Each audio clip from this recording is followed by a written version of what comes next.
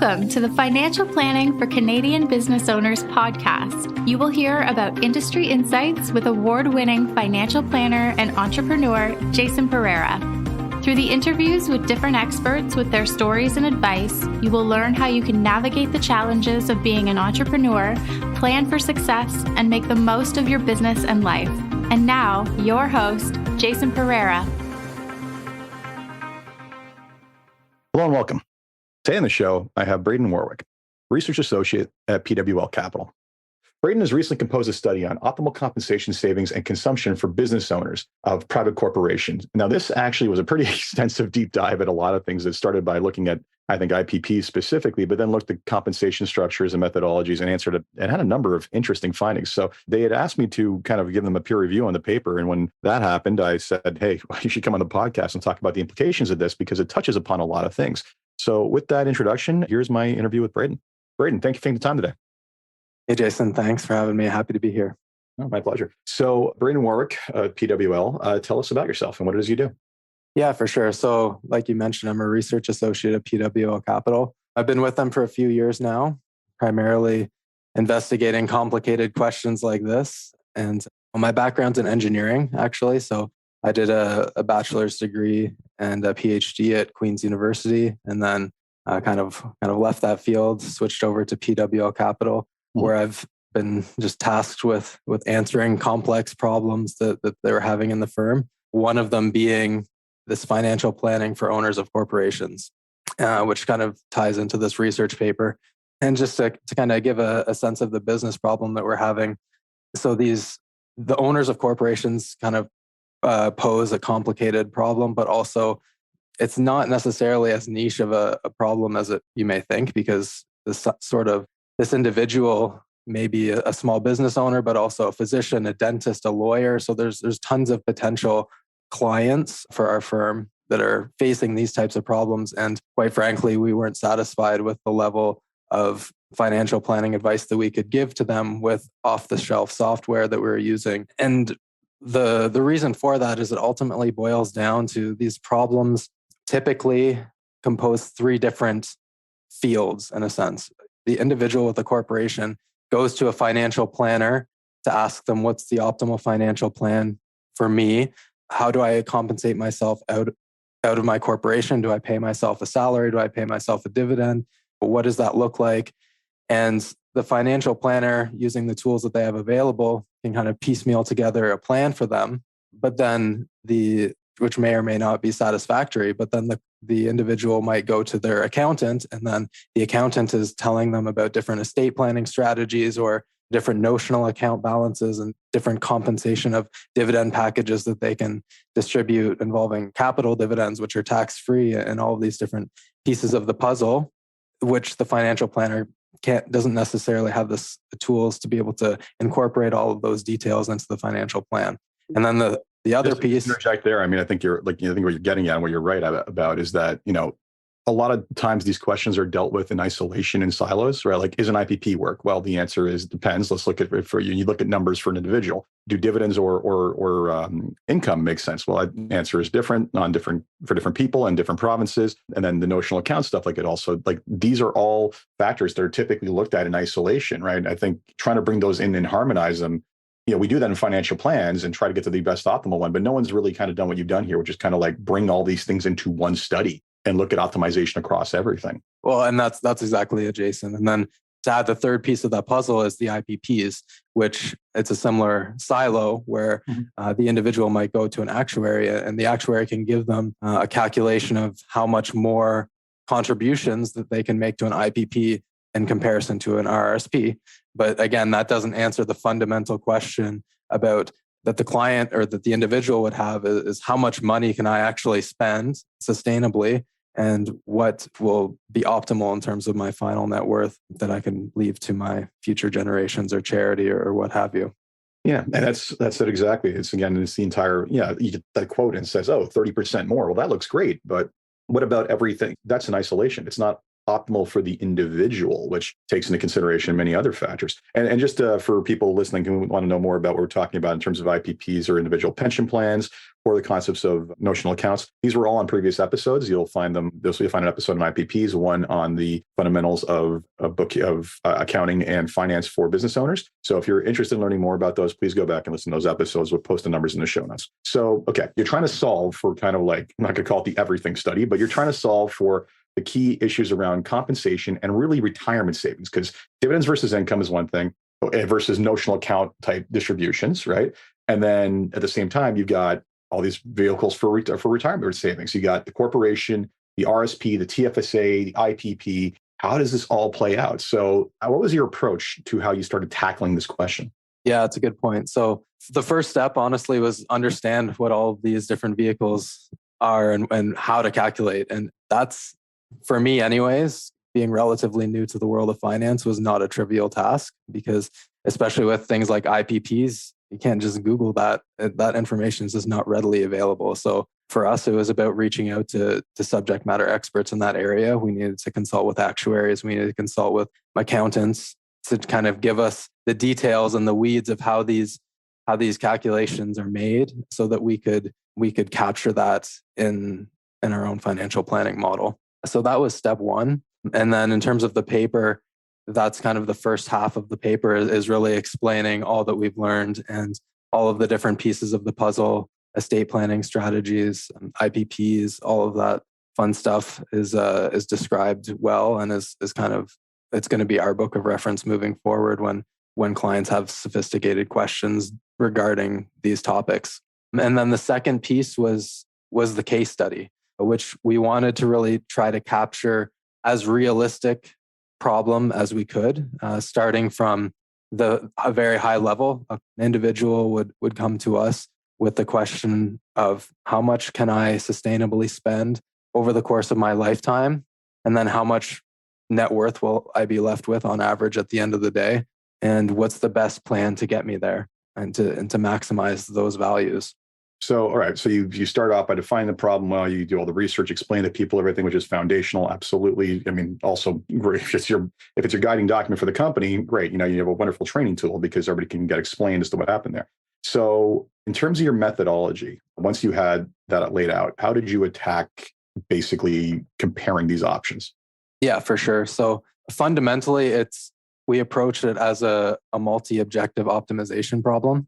Mm-hmm. And with two objectives. The first objective is to maximize spending with the constraint of a 90% Monte Carlo success rate. So basically, just to explain for lay people, when we test this randomly against a universe of possible returns, 9 out of 10 times, it is 100. Well, 90% of the time, there is no deviation from that spending level. Yeah, exactly. So that was the first objective. And then the second objective is just maximizing final net worth. And because it's a multi-objective problem like that, there may be some individuals with a preference more towards one end or the other. There might be individuals that have a preference for maximizing every last cent of consumption that they can squeeze out of a plan. But there might also be clients that are content with spending a lower amount if they want to maximize that multi-generational wealth or a bequest, a charitable donation, something like that. So that leaves... So because we approached it in that way, there's not a clear-cut optimal solution across the board. It really depends on what the individual prefers and what they want out of it. Rightly so. You accommodate for preference, right? Which is something, a vital component. Okay, so you did that. And let's talk about the different approaches to income as a starting point. Let's go through the options that you tested there. For sure. So we tested a whole bunch of different salary levels, starting with no salary at all, just compensating with only dividends from the corporation, all the way up to what we call the maximum salary, which is the salary that generates maximum RRSP contribution room moving forward. And we also had a separate strategy, which I called the dynamic salary strategy. And what that did was it prioritized minimizing notional accounts within the corporation. So examples are capital dividend account. So capital dividends get passed tax-free from the corporation to the individual. And there's also RDTOH accounts, which are basically a tax refund. So we wanted to, with the dynamic salary strategy, it prioritized taking those first, getting our tax-free capital dividend, getting that tax refund, from the corp into the hands of the individual so that they could use that for consumption. And then once those accounts are minimized, then it'll take salary based on that. So what that looks like in practice for, say, a younger individual that's just starting out, has lower values in their corporation and lower notional account values, what that looks like is at the start, they'll take a higher amount of salary, they'll generate that RRSP contribution room. And then as the corporation builds up assets, they'll also build up notional account values. And then there'll be a switch at some point where the notional accounts get so big that consumption is primarily driven by dividends and then salary falls off. But you've already built up a big nest of RRSP room and RRSP account value on the personal side. Yeah, and just for the layperson to go back up and listen to the previous episodes, these are the returns that are generated by investments within the corporation, not from operations, and they produce the ability to draw down money in a very tax efficient manner that's more tax efficient than the normal income or dividend options. And therefore, they are, again, it makes sense. If you're trying to maximize wealth, why wouldn't you take income in the most tax effective format possible? So, okay, so that said, so you basically targeted a certain income, tried those kind of three methodologies. And but I would say, though, let's keep something clear here. So if you're taking a dividend, or you're taking, their dynamic type of income, that sort of income doesn't attract CPP contributions or RSP room, right? So there is a trade-off there that people need to be aware of. Yeah, exactly. And that's part of what we wanted to capture is that whole effect of when you take salary, that generates RSP contribution room in the future. And then also, like you mentioned, Jason, with the CPP, we also scaled CPP benefits in retirement down in the case of the dividend strategy, because you wouldn't be contributing as much as you would be otherwise if you're taking that full salary. Yeah. So, and this is, I think, if people listening are getting a sense for why this is a complicated question. Look how many variables we just identified on the income side alone, right? We haven't even started talking about where to put the money, right? So That's a separate piece. Okay. So you have those options for income. So you're going to test all of those. And then you're going to simultaneously test the optimal allocation to different account types. So how'd you do that? Right. So we tested, we wanted to test the trade-off between a corporation and personal accounts, but then also the IPP, which was the big differentiator. Depending on this income distribution, there's also a different pathway that involves taking a salary and alongside an IPP, which is an entirely different structure, but ultimately the benefits of the IPP are larger contribution room, because it's somewhat equivalent to a defined benefit pension in the way that the calculations are made. So they're not like RSP contribution room is a simple calculation of 18% of your salary up to a maximum, but the IPP contribution is based on different actuarial calculations, and the big piece is that it changes on a year by year basis. So for younger individuals, the IPP contribution actually might be less. The calculation would come out to be less than the equivalent RSP contribution. But then once the individual is in their 40s, then it kind of switches where IPP contributions become significantly larger than the RRSP. So the idea, though, is there's a bit of a sweet spot to the IPP. It's really like the main benefit is taking assets that would be located in a corporation typically and putting them into an IPP because it's a tax deferred vehicle. So if you don't have the assets in the IPP, well, it doesn't make a whole lot of sense to go ahead and set one up. But if you do, then it possibly might make sense. And that's really what we want to look at. Good. So considered all of those. And now let's go through this. So you got three different forms of income, one of which is dynamic, right? So that's changing every year depending on what the results of the returns are in the corporation. Correct. And then you also simultaneously then tested for all these money being put into all these different accounts. So corporate, IPP, RSP, TFSA. Already the number, start exponentially, calculating how many different variables there were. This is enormous. So like one of the things that I commented on was when I saw how many data points you were working with, I'm like, okay, I respect your ability to basically beat yourself down over this, because that's a lot of work. So, let's give some people an idea of the scale of the problem. How big was the scale of this actual report or the study? Yeah, for sure. So the final paper investigated over 7 million financial planning outcomes. I love that. And the funny thing is that's a much scaled down version than what we had previously. We actually initially investigated a whole ton more, but it was just so huge that it was. Oh no, 7 million was not ridiculous enough. You had to exactly right. So, but yeah, that's the scale that we're working at. So we had to. The other challenge, the other side of the coin, was we have to make this analysis computationally efficient enough that this is feasible, and we're actually able to do those 7 million financial planning studies in approximately 20 minutes of compute time. Well, I mean, given the compute power these days, that's still a lot of time. All right, yeah. So reading through this, there was, I will say, a number of things that jumped out. One or two, like certain interesting factoids that people aren't aware of if they're not in the space. So for example, the transition rate on corporate taxation, which we'll get to in a second. And then there were other things that I thought were pretty intuitive results. And then there were other ones that were really surprising to me. And when you think back about the logic, looking back at it, you say, okay, that makes sense. So I kind of want to go through some of the bigger things that I think jumped out. And I think you can open up for anything else you think was another key finding. But as I alluded to, the first piece is the transition rate. So let's talk about what that is and why that's a unique planning opportunity in two different provinces. Right. Yeah. So interesting.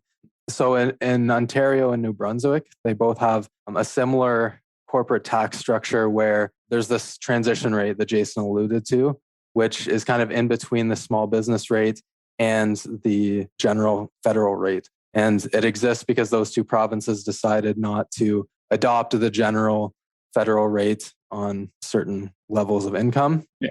So but the interesting part though is because they chose not to, even though they chose not to adopt that general federal rate, that income range still generates GRIP, which ultimately allows a non-eligible dividend to be converted into an eligible dividend. So it's much more tax efficient when it's paid out to the individual. So let's go over some fundamentals here to make sure people have context. So what happens is that when you're over $50,000 of passive income, or aggregate adjusted investment income is the actual term for it, but think of it as return that you've earned that's from investments. What happens is that every dollar after that, the feds start reducing your access to the small business tax rate. The small business tax rate, for example, in Ontario is 12.2% on the first $500,000. But if you make more than $50,000 in, say, interest, the next dollar of interest takes away access to $5 of that small business tax rate. And that the entire small business tax rate disappears at $150,000 of passive income. And that means that your rate goes from 12.2% to 12.65%.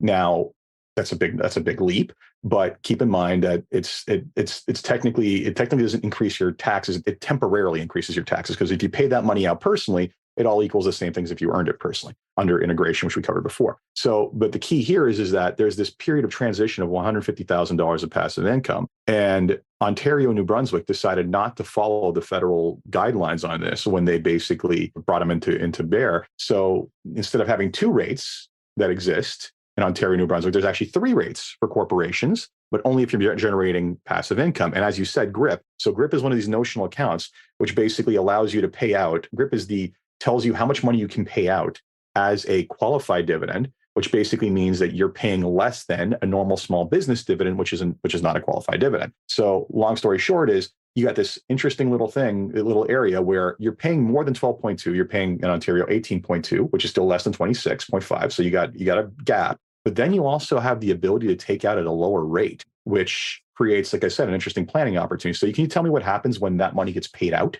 Yeah. So the interesting finding that we saw in the paper was that the net personal cash is actually higher in the transition zone than it is with either the small business rate or the general corp rate. So it's kind of this nice little sweet spot where we end up with the highest net personal cash once all of those variables are considered.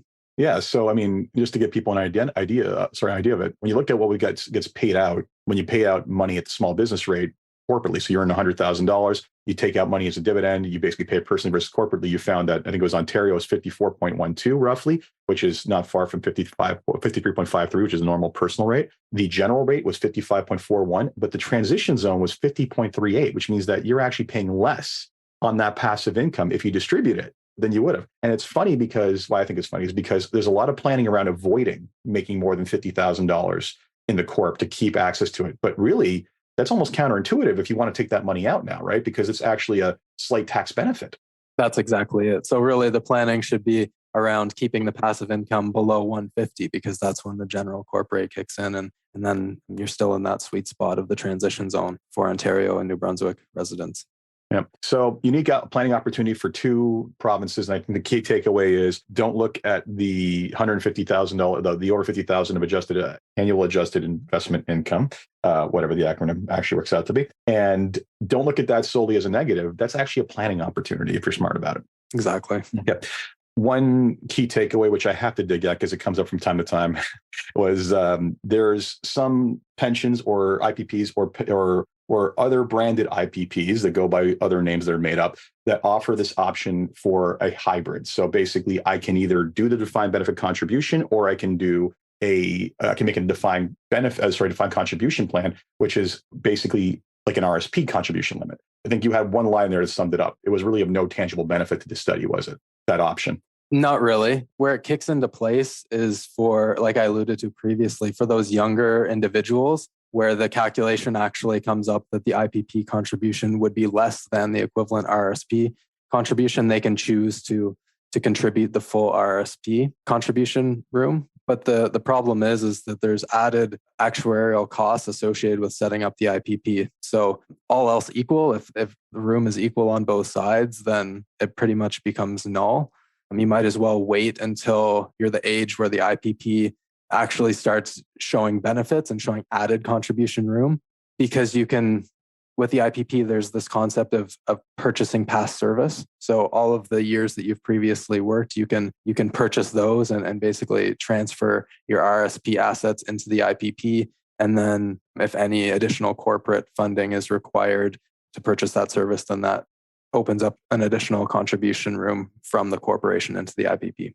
Excellent. So long been saying it, but thank you for reaffirming it. The next kind of key interesting takeaway, I think, and I'm just going through the ones kind of in order that I saw, was how you addressed the diminishing long-term value of the CDA account. So the CDA is, I had a capital gain in the corporation. Half of that gets booked as a capital dividend account credit, which is the non-taxable portion of the capital gain that I can, as a business owner, draw at any time, tax-free. But you made a point on how the real value of this diminishes over time. Can you expand on that? That's exactly it. So typically we think in terms of notional dollars, and you wouldn't really put much thought into that CDA room being available always to you to take out cash free. But the problem is when you start thinking through the lens of real dollars, we notice that account value is staying constant in nominal terms. But when we look through the real lens, we see that it's actually decreasing. So that's part of the reason why I decided on investigating that dynamic salary strategy, because the longer that CDA sits in there, or the longer those tax refunds sit in those notional accounts, the lower the purchasing power becomes over time. And especially if we're talking years later, it could be a pretty substantial difference. Yeah, I think one of the key things to remember here is that having money personally versus corporately in today's dollars is more valuable. Because, hey, you may say $100,000 in the corp or $100,000 personally is the same money. Well, no, because there's a deferred tax liability in that $100,000, right? And what you're basically saying is that, hey, that $100,000 you're owed from the company never goes up over time. So $100,000 tomorrow in the future is not worth the same thing as today. So, I mean, this kind of played into my normal best practice, which is as soon as the CDA is available and you confirm that, just even if you have the money, just book it as a loan to the shareholder and draw it down as fast as possible, because or as soon as you need it, because frankly, hey, it's literally tax-free money at this point, like that portion of it, right? So makes a lot of sense. So the moral of the story there is better to take that sooner than later. Otherwise, the real value of it diminishes over time. Now, you found the same thing for the other notional accounts, but not to the same degree. So how did the various forms of RDTOH and GRIP basically play out in this scenario?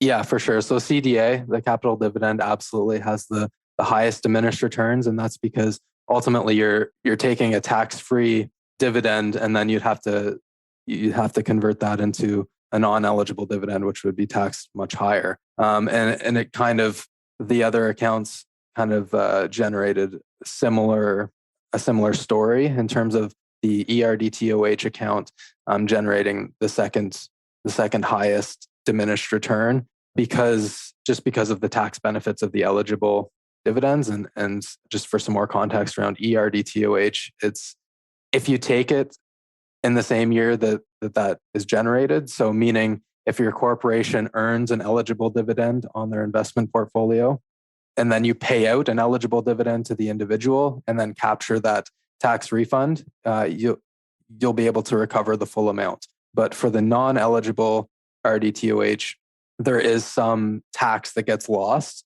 So it's not a full one-to-one pass-through.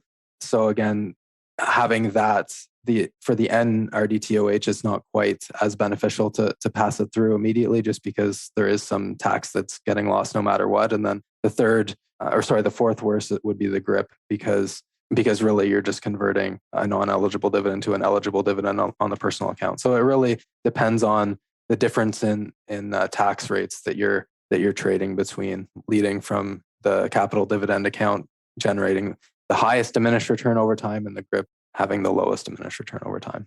Fair enough. So definitely found a way to prioritize what order those should be coming in, which is a question that comes up all the time. Should I pull this? Should I pull that? And you're basically looking at it not just from the lens of taxation, but from the lens of actual time value of money. So that actually, great takeaway from that one. So basically you ran all these different options. Now, one of the things that also came up was basically what happens when the person hits retirement and they have an option for what they're going to do with their pension, right? So assuming they're not continuing it, like they sell the business or they're getting out of the business or they're closing it down, whatever it is, right? They have a couple of options. They can either keep the account as is and just continue to basically draw money down from it. They can buy an annuity, or they can wind it down, which basically means transferring a large portion of it to a locked-in RSP equivalent, like anytime you take money out, like when you do a commuted value of a pension normally, and then the rest of it, there's going to be a taxable portion. So, and a sizable one, typically a six-figure taxable portion. So there's been a lot of aversion to, I think, the commuted value option with IPPs, but you had a finding on which of those actually plays out the best long run that I found surprising at first, but then intuitive afterwards. Care to share? Yeah, for sure. So first, before I get into the result, let's go back to the objective of the analysis, which was one of them being the sustainable spending. So you want to maximize your sustainable spending with the constraint that it's successful 9 times out of 10, like Jason explained. So what that implies, though, is that in order to maximize consumption subject to that constraint, the main driver of that performance is actually the worst 10% of outcomes. So if we're thinking in terms of a return from a portfolio, if stock markets do poorly, that obviously would generate a poor outcome. So, and the outcomes where stocks do poorly over the lifetime of the simulation obviously has a big impact on which strategy is optimal if we're trying to push sustainable spending as high as it can go. So with that said, if we're thinking about the 3 pathways for the IPP that Jason described, if investment returns are bad and the size of the portfolio is small because of that, there actually is no tax impact when we're converting the IPP to the RRSP, because that calculation, again, is an actuarial calculation, but it's based on different annuity factors and things like that. So when we do that calculation, typically in good times, there would be a taxable liability like Jason alluded to, but in bad times, there wouldn't be. So you might as well convert it to the RRSP. You have more flexibility in the benefit that you want to pay out because you're only constrained to RIF minimums. Whereas in the pension, you're obligated to take out the income the pension was targeting in the first place. So exactly. Yeah. So with the RSP, I can take out RIF minimum or any amount thereof. So that inherent flexibility is valuable. Exactly. And it allows us to prioritize passing through some of those notional accounts that we just described previously. So we can fund consumption with capital dividend tax-free because now we're not obligated to take out that higher IPP benefit that we would be otherwise. And then, of course, there's also the added benefit that we don't have to pay actuarial costs of doing these actuarial evaluations on the IPP every 3 years, which is relatively small, but still worth mentioning. Absolutely. Well, there's a friction cost. Okay. So there's cases where you don't hit the target or you don't hit the presumed value, in which case, there's no cost to doing it. But then there is times where, let's face it, pensions can be up to, 30% overfunded or 25% overfunded before they have to take a holiday. So there's also a possibility that you end up with more than can go into an RSP or LIRA. So that's the taxable portion, right? In those cases, your findings were? Yeah. So when there is a taxable hit, obviously not as beneficial to commute to the RRSP. And one thing that I want to look into for future work is to actually set up an algorithm so that depending on the taxable liability that occurs at the point in time where IPP benefits start, that there would be a decision. And if there's no taxable benefit, then it would choose the path to take the commuted value and toss it into an RRSP. But if there is a taxable liability owed, then it would just continue maintaining the IPP and then paying out the benefit.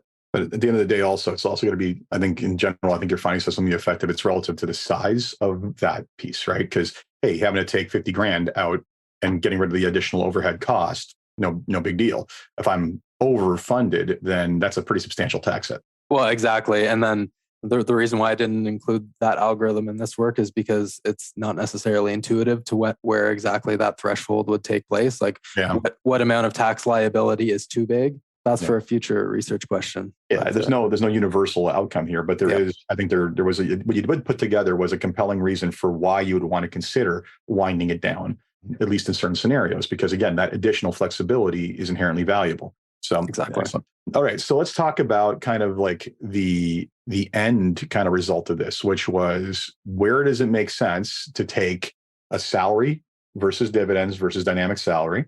And when does it make sense to favor an IPP versus traditional savings vehicles? Yeah, for sure. So the outcomes of this research actually looked quite in favor of the IPP overall. But I do want to preface that this is one case study and there's just a ton of variables here that I'm not considering or that we're not adjusting for. So it's really going to be, the outcome's really going to be on a case-by-case basis. But for this case, the IPP looked quite favorable. And actually, the main findings, again, it comes down to preference of what the individual prefers in terms of, do they want to get every last cent of consumption out of the financial plan, or would they prefer to be content with a certain level of consumption and maximize the multi-generational wealth or final bequest? So for those folks that want to maximize consumption, we found that the IPP with the maximum salary was the best route. It generated the highest level of sustainable spending. But for those individuals that may be content with a lower level of spending, actually we're better off taking the IPP with the dynamic salary. And the reason for that is because when you're spending a lower amount, the account levels of the assets inside the corporation are higher, relatively speaking, meaning that they're generating higher notional account balances. So just that flexibility of being able to take a dividend to fund consumption ended up being a little bit higher than it would be for the max salary case. Yeah, so I think it was a very interesting finding in that regard. And the way you guys laid it out was different retirement ages, different monthly spending targets. And yeah, as you said, the lower spending levels were dynamic salary and IPP. And but the thing I found that was interesting there was that is despite the fact that the dynamic salary will not generate IPP room, right? Because it's not salary. So, but you don't start off, and just to be clear about your study, you don't start off taking dynamic salary. You start off taking normal salary and then slowly ratcheting up the income that's coming from the notional accounts based off of the growing pot of money in the corporation generating return, correct? So that's how it worked out in this case study. And the reason for that was the assumption that initial notional account balances were zero. Sure. So because of that assumption, it led to high salary in the beginning, and it took a few years, almost a decade really, for that break-even point to come in where notional account balances are now high enough that we can pretty much fund consumption with dividends. So in a starting from zero scenario, then basically they don't have a multi-million-dollar portfolio in the corporation.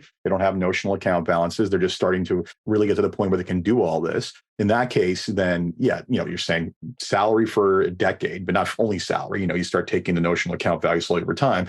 But the reality is you had this chart that showed salary decreasing, dynamic income increasing. So really what we're saying with this is, even in that scenario, the pension made more sense because of probably a combination of higher contribution rates during that 10-year period. But also I'm guessing possibly because the pension allows you to top up during bad market years. Was that a factor?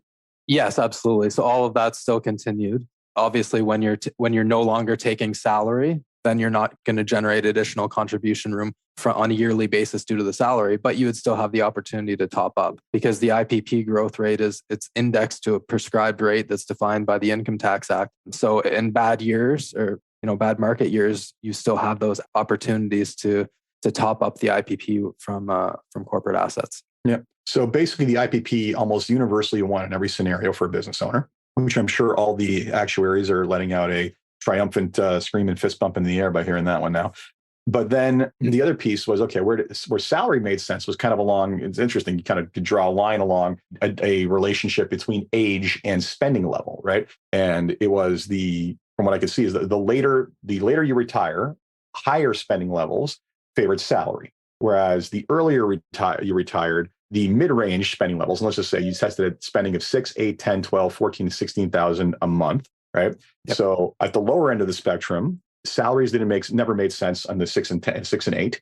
Salary made sense at the 10 and 12 for people retiring at 45, and then at the 10 and then 12,000 for 55, and then at 65 was 14 and 16. So it was kind of like the later you retire, the more likely dynamic salary makes sense, but the higher the income, the more likely, or higher the spending need, the more likely salary makes sense. Yeah, exactly. And I think the reason for that that I took away from that was that at low spending levels, you're going to end up with high amount of assets in the corporation, which would generate high amounts of high notional account balances, which would prefer the flexibility of taking those dividends to fund consumption as opposed to strictly the salary, which ended up being the optimal solution for those individuals with higher spending levels. Yeah, I mean, it's an interesting interplay, right? Because what you have is that the salary, the more you need now, the more likely salary was necessary in a lot of ways, because it was going to take a long time to get the dynamics up to that level, right? Which then gave you the ability to put more in the pension, which then the pension would sustain your retirement to a greater degree, reducing the need to take the notional accounts over time and dynamic salaries. So it was this, it's a very interesting interplay that all three things were kind of very heavily correlated based off of what is it you actually want to take out every year to live off of, right? And it wasn't it changed one thing, it changed all three simultaneously. Yeah, exactly. So It's pretty complicated. Well, this is why no one's done it before. Anyway, yeah. I mean, not everybody's willing to put them through the self-flagellation of basically 7 million variables. But I do commend you for it. I think when I saw it, I started laughing. I'm like, good on you, because that's a great way to torture yourself. All right, so I think those were kind of the bigger takeaways for me. Were there any other takeaways for you that you found surprising or kind of novel? Yeah, so the other interesting piece that I found, and it alludes to what we just talked about previously, actually, with the IPP being indexed to a prescribed growth rate, is the play. So we actually analyzed two different asset allocation profiles. We investigated an individual that has a low risk tolerance and a high risk tolerance. So we had someone in a 100% equity profile, and then someone in a 50-50 balanced profile, 50% equity, 50% fixed income. And what we actually saw was holding asset allocation fixed. So looking at the 100% equity case, the IPP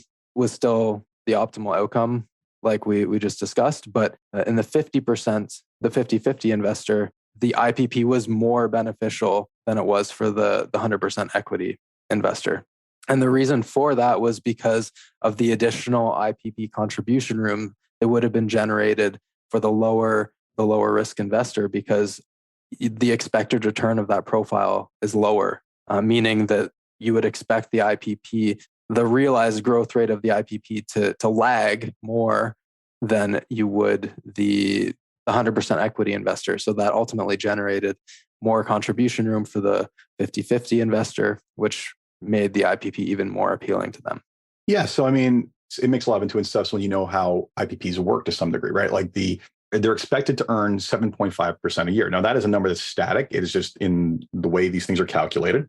It's not a comment on what you should be making. It's completely dependent upon market situations and your risk tolerance, but that is the benchmark they use, right? So if the more conservative you are, the more likely you are to be under 7.5% a year on average, which basically means that the company can contribute more money to the pension on your behalf and benefit from that tax deduction and deferral than if you were in a higher return portfolio. So to me, yeah, I mean, I think that's one of the things I've kind of heard is that, like, hey, this makes sense, but you actually tested it and proved that empirically it absolutely does have a better long-term outcome for the person. The more conservative you are, the better off you are with an IPP. That's right. And one last caveat, it's still more beneficial to be 100% equity investor, though the outcome, the final net worth was still twice as high. But so it's not a reason to be more conservative just to generate the added contribution room. But if you are by nature a more conservative person, then the IPP might be for you. I mean, hey, you compounded a bigger number, odds are it's going to be bigger. But the reality is, again, risk tolerance has to be taken into consideration as a constraint. But I also think the other piece of interesting feedback on that too, or the piece we didn't discuss,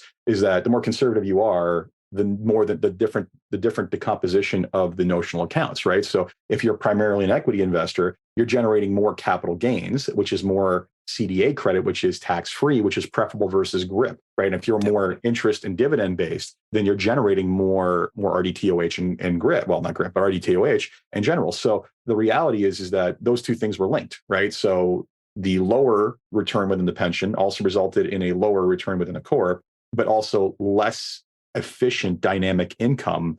So it makes sense that, hey, taking some of that off the table, that less efficient dynamic income tax at a higher rate, and putting that into a IPP and getting the deduction played out favorably. So 5,000 foot view looking at this, you sit back and say, okay, this all makes a lot of intuitive sense. Yeah, exactly. Everything is interrelated. Yeah. And that's what I think I really appreciate about your paper, for all the suffering you put yourself through for it. The reality is that everything I thought, every time I said, to a result, you could sit back, take a look at the big picture and say, you know what, doesn't just make mathematical sense. It actually makes a lot of intuitive sense when you understand all these things work together. So it takes putting them all in this one big pot and studying them all simultaneously, not just for one unique case that you're testing in a financial plan, but for like all the 7 million calculations you ran, that we need to see it before we can actually see the full landscape. So I commend you for it, and I thank you for it, because I think this is a valuable study for the industry in general. Thanks, Jason. Yeah, it was a lot of hard work, but I think it's definitely valuable. Yes, I think I first proofread this about 3 months ago. Yeah, I don't even know how long you read it before that. So yeah, probably about a year of work. Excellent. Well, I think it's, like I said, it's a great contribution to the body of knowledge of the industry. So I thank you for that. Yeah, thanks, Jason. All right, Braden, so where can people find you if they want to learn more? Yeah, so check out the PWL Capital website. That's where the paper is going to be live, probably by the time this episode gets released. Yeah, and then our firm PWL Capital also has a podcast, the Rational Reminder podcast. I'm sure my colleague Ben Felix is going to cover the results of this paper in a lot of detail. He also has a YouTube channel, Common Sense Investing, that you can check out too. No, you got there before I did. I was going to give a shout out to both of those things, both required listening and viewing, in my opinion. Yes, gentlemen, you both owe me a beer. So, Braden, thank you so much for taking the time today. Of course. Thanks, Jason. It was awesome. So that was Braden Warwick from PWL Capital. Hope you enjoyed that. I know it may have been hard to follow along at some points, but if you want to understand more about this, go back and listen to the introduction to corporate taxation that I did, and also I think I actually had an entire episode on notional accounts and the episode on IPPs. This can get a little bit tax heavy. There was a lot of study, but this is incredibly, I'd say, important for business owners because so many key factors are being touched upon here. Income versus dividends. We found that, taking salaries, dividends just didn't make as much sense as income or dynamic income. The use of an IPP has been basically demonstrated to be very valuable in most scenarios. And there's a lot of questions that get asked about business owners that got answered in this study. So if you want to take the time to learn more, it's definitely a value, or feel free to reach out. As always, if you enjoyed this podcast, please leave a review on Apple Podcasts, SoundCloud, Stitcher, Spotify, or wherever it is you get your podcasts. And until next time, take care. This podcast was brought to you by Woodgate Financial, an award-winning financial planning firm catering to high net worth individuals, business owners, and their families.